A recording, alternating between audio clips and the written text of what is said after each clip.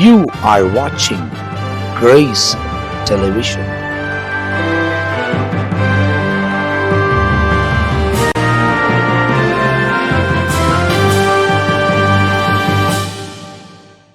பிரியமானவர்களே, ஆண்டுடைய நாமத்தில் வாழ்த்துக்கள். கர்த்தருடைய பெரிதான கிருபையினால் மீண்டும் தேவ வார்த்தையை உங்களுக்கு எளிய முறையிலே நீங்கள் புரிகிற அளவுக்கு நாம் சொல்லுகிறோம். இப்போ கடந்த 2 செய்தியில் உங்களுக்கு சொன்னது ஞாபகம் இருக்கும். அவருடைய செட்டைகளின் கீழ். இப்போ ஆண்டுடைய செட்டையின் கீழே 3வது ஒரு குறிப்பு என்ன அப்படிங்கிறத ஒரு 2 வார்த்தைகளை உங்களுக்கு நான் குறிப்பிட விரும்புகிறேன். அந்த வசனத்தை படிக்கிறேன் பாருங்க. 91வது சங்கீதம் வசனம் 4. அவர் தமது சிறகுகளாலே உன்னை மூடுவார். சிறகு. அவர் செட்டைகளின் கீழே அடைக்கலம் புகுவாய். அவருடைய சத்தியம் உனக்கு பரிசையும் கேடகமுமாகும். இந்த வசனம் எவ்வளோ அருமையாக சங்கீதக்காரன் சொல்கிறாரு பாருங்க. அதில் அந்த குறிப்பாக அந்த வார்த்தை நான் அந்த ஆரம்பத்திலே உங்களுக்கு சொன்னேன். அவரின் செட்டை. அவர் பறவை அல்ல, ஆனால் அவரை குறித்து ஓமானங்கள் நிறையா சொல்லியிருக்கு. அவர் பறந்து வருகிறாரெல்லாம் சொல்லியிருக்கு. பறந்து காக்கிற பட்சி போல வந்து பாதுகாக்கிறாரெல்லாம் சொல்லப்பட்டிருக்கு. ஆனால் இந்த இடத்தில் அவர் செட்டையின் கீழ் அப்படின்னு வரும்போது என்ன சொல்லியிருக்குன்னா, அவர் தமது சிறகுகளாலே உன்னை மூடுவார். சிறகுகளாலே உன்னை மூடுவார். இது எவ்வளோ பெரிய பாதுகாப்பு பாருங்கள். ஆண்டவர் சிறகுனா அந்த சிறகுகளாலே மூடுவார். அந்த சிறகுன்னு வரும்போது கோழியை நீங்கள் யோசிக்கணும். ஏற்கனவே கழுகை பற்றி உங்களுக்கு சொன்னோம். ஒரு சோதனை கட்டங்கள் வரும்போது, ஒரு பயப்படும் தன்மை வரும்போது, ஒரு சோர்ந்து போய் பலவீனம் அடையும் போது, எந்த அளவுக்கு மனிதர்கள் கூட பாருங்களேன் அப்படியே அந்த கை தாங்கலா அரவணைக்கிறத பார்க்க முடியும். அதில் ஒரு ஆறுதல் இருக்கும். நாங்கள் இருக்கிறோம், கவலைப்படாதீங்க. அப்படியே அந்த கையிலே அணைத்து கொண்டு, தோளிலே சாய்த்து கொண்டு அவங்க உச்சரிக்கிற வார்த்தைகள், அதையெல்லாம் நீங்கள் அந்த அனுபவத்தில் பார்க்கும்போது அது ஒரு விதமான பலனாய் ஆறுதலாய் இருக்கும். அதை போல் ஆண்டவர் என்ன பண்ணுறாரு? ஆண்டவர் அவர் சிறகுகளால் மூடுறார். நம்ம பாதுகாப்பற்ற நிலையில் காணப்படுகிறோம். அப்படியே மகிமையின் மேகத்தால் மூடுறார்.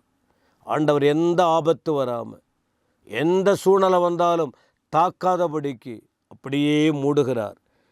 சிறகு. அடுத்து அந்த சிறகை ஒட்டி வருது செட்டை. அந்த செட்டைகளின் கீழே அடைக்கலம் புகுவாய். அடைக்கலம் புகுவாய். அவருடைய செட்டைகளின் கீழே.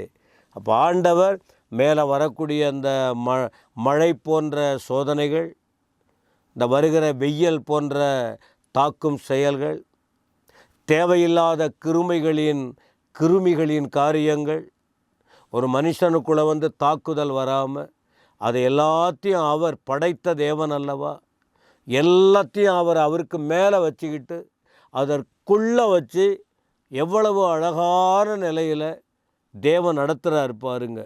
இந்த தேவன் அதான் சொல்கிறாரு, அவர் தமது சிறகுகளாலே அவர் உன்னை மூடுகிற தேவன். பாவத்தை மன்னித்து மூடின தேவன். வியாதிகளை அகற்றி மூடின தேவன். சிறகுகளாலே மூடுகிறார். அவர் செட்டைகளின் கீழே அடைக்கலம். அடைக்கலம். ஒரு மனுஷன் தற்செயலாக எங்கேயோ போய் ஒரு தப்பு பண்ணிட்டு, பைபிளில் இருக்குது, தப்பு பண்ணிட்டு அவன் அங்கேயும் ஓடி மற்றவர்கள் பார்வையில் கொலை செய்யப்படுகிற நிலைமை வரும்போது அவன் ஓடி வந்து அந்த அடைக்கலம்ங்கிற இடத்துல வந்தாச்சுன்னா யாரும் தொடக்கூடாது அப்படிங்கிற ஒரு வார்த்தைகள் பைபிளில் இருக்குது. அப்போ அவருடைய செட்டையின் கீழே வந்துடும்போது, அந்த அடைக்கலமாய் வந்து புகுந்து கொள்ளும்போது அவர் பாதுகாப்பு கொடுக்கிற தேவனாக இருக்கிறார். பிரியமானவர்களே, 2ஆம் வசனம் பாருங்கள். 91 வசனம் 2. நான் கர்த்தரை நோக்கி, இந்த சங்கீதக்காரன் சொல்கிறார், உன்னதமான தேவன், உன்னதமானவரின் மறைவில் இருக்கிறவன் சர்வ வல்லவருடைய நிழலில் தங்குவான். உன்னதமான தேவன், சர்வ வல்லமையுள்ள தேவன், அவர் நிழலில் தங்குவான். 2ஆம் வசனம், அப்படி தங்கும்போது அவர் சொல்றாரு, நான் கர்த்தரை நோக்கி, நான் கர்த்தரை நோக்கி, நீர் என் அடைக்கலம், என் கோட்டை, என் தேவன், நான் நம்பி இருக்கிறவர் என்று சொல்லுவேன். இப்போ தேவனை அறிகிற விதம் பாருங்க. அப்போ ஏற்கனவே இந்த பாதையில் இந்த தேவ மனுஷன் போயிருக்கிறார், பல பிரச்சனைக்குள்ளே போயிருக்கிறார், பாதுகாப்பற்ற நிலையில் போயிருக்கிறார், தனிமையாக்கப்பட்ட நிலையில் போயிருக்கிறார், வேற வேற நிழலில் போய் தங்கி இருந்திருக்கிறார். அவருக்கு இப்படிப்பட்ட ஒரு நிலைமை இல்லை. ஆனால் தெய்வீகத்தை தெளிவாய் புரிந்து கொண்டார். இந்த இடத்துல கிடைக்கிறதைப் போல வேறு ஒரு இடத்துல இந்த அனுபவம் இல்லை, இதை விட வேற எதையும் ஒப்பிட முடியாது. ஆகவே அவர் சொல்றார், நான் கர்த்தரை நோக்கி, அவரை நோக்கி சொல்லுவேன், நீர் என் அடைக்கலம், நீதான் என் அடைக்கலம், என் கோட்டை, என் தேவன், நான் நம்பி இருக்கிறவர் என்று சொல்லுவேன். அடுத்த 3வது வசனம் கூட சொல்றாரு பாருங்க, அவர் உன்னை வேடனுடைய கண்ணிக்கும். என்ன சொல்றாரு? நான் கர்த்தரை அறிந்தேன், நான் கர்த்தர் இப்படிப்பட்டவர்னு புரிஞ்சிருக்கிறேன், அதனால் நான் அறிக்கை இடுகிறேன். ஆனால் உங்களுக்கு அவர் என்ன செய்வார் தெரியுமா? அவர் உன்னை வேடனுடைய கண்ணிக்கும். ஒரு ஆபத்தான செயல் இது, உயிருக்கு தீங்கு வருகிற செயல் இது. அதனால் அவர் உன்னை வேடனுடைய கண்ணிக்கும் பாழாக்கும் கொள்ளை நோய்க்கும் தப்புவிப்பார். தேவன் தாங்க அதை செய்ய முடியும். வேறு எங்கேயும் உங்களால் அந்த அனுபவங்களை பெற முடியாது. எந்த தெய்வத்தை நான் சொல்லிக்கிட்டு இருக்கிறேன், இந்த தெய்வத்தை நீங்கள் ருசித்து பாருங்கள், கேட்டு பாருங்கள், தியானித்து பாருங்கள், உணர்ந்து பாருங்கள். இந்த காரியத்தை நீங்களே கர்த்தருக்கு நன்றி சொல்கிற மக்களாக மாற முடியும். அவர் தான் தப்பு வைப்பார்னு சொல்லிட்டு தான் அவர் தமது சிறகுகளாலே உன்னை மூடுவார், அவர் செட்டைகளின் கீழே அடைக்கலம் புகுவாய், அவருடைய சத்தியம் உனக்கு பரிசையும் கேடகமும் ஆகும் என்று சொல்லி 91ஆம் சங்கீதத்தில் இன்னும் கூடுதலான வார்த்தைகளை குறிப்பிடுகிறதை பார்க்க முடியும். இன்னும் பாருங்க, 46ஆம் சங்கீதத்தில் எல்லாமே நம்பிக்கையெல்லாம் உடைஞ்சி போகிற நிலைமை ஒரு மனுஷனுக்கு. இதை சங்கீதக்காரன் தான் சொல்கிறார், தேவன் நமக்கு அடைக்கலம், உனக்குன்னு சொன்னார், எனக்குன்னு சொன்னார். இப்போ சங்கீதக்காரர் என்ன சொல்கிறாரு?